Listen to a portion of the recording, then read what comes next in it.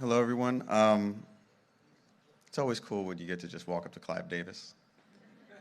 Before I present this award to my friend and tell you some stories about him, I didn't expect this, but I have to tell you one first story. About 7, 8 years ago, a friend called me and said, "There's this young manager you should meet, wants to meet you. Can he come over to your house? He's got this up-and-coming artist. You guys should meet each other." And this guy came over. He was 25 years old at the time. And I was excited to talk to him about his artist and what he was doing. And we had a conversation. He made me feel very old. I was in my early 30s at the time. And he started talking about how he had studied what I had done and what others had done. And he was just this incredibly humble, amazing guy. And we stayed friends all these years. And Noah, I want to give you props where props are due. You have surpassed all of us. You're the best of us now. And congratulations.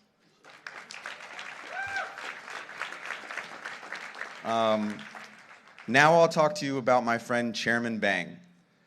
More recently, during COVID, I got a call, and they said, "Would you be interested in your company joining another company out of Korea?"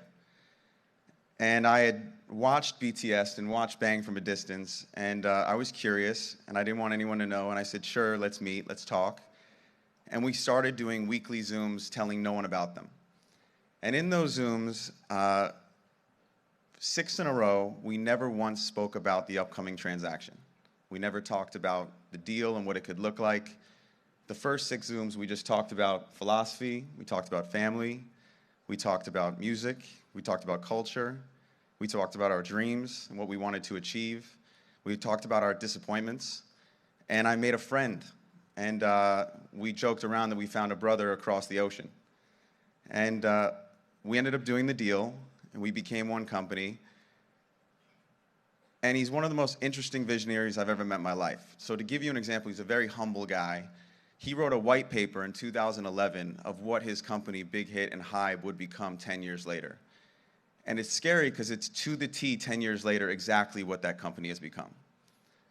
I also want to tell you why it's interesting that he's here amongst the American music industry.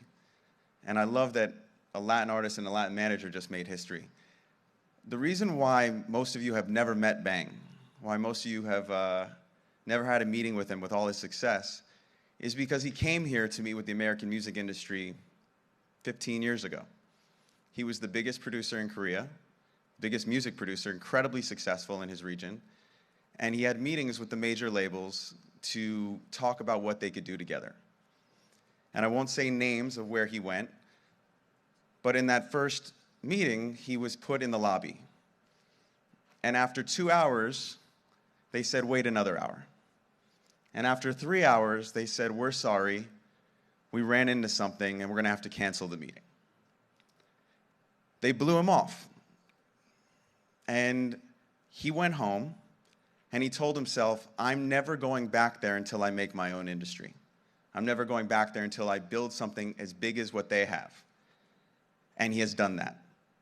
I love him because I saw that in Atlanta, where I was brought up in the hip-hop scene of Atlanta, and they didn't want to have New York or LA hip-hop dominate their radio stations. And a guy named Jerry Smokin' B said, "I'm going to make Atlanta hip-hop mean something." And when I heard Bang's story, he had that chip on his shoulder, entrepreneur spirit. And he's one of the most humble guys in the world, but he's here tonight receiving a Visionary Award because he was rejected by us. And I think it speaks volumes that not only has he overcome those rejections, but he's brought a group from Asia, an Asian group, and made them the #1 group in the entire world.